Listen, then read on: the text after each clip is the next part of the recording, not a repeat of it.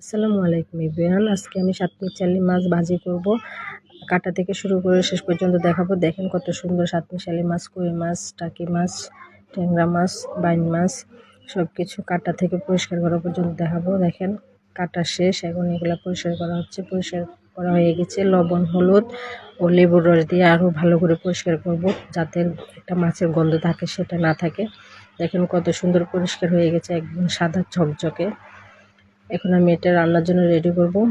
আমি মাছগুলো কড়াইতে নিয়ে নিয়েছি। এখন আলু কুচি করে নিয়েছি, সেটা দিয়ে দিলাম। এখন আমি পটল কুচি করে নিয়েছি, সেটা দিয়ে দিলাম। পেঁয়াজ কুচি ও কাঁচামরিচ কুচি দিয়ে দিলাম। 1.5 চামচ লবণ দিয়ে দিলাম। 2 চামচ হলুদ দিয়ে দিলাম।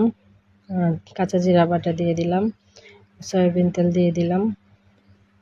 এখন সব কিছু ভালোভাবে মেখে নেব।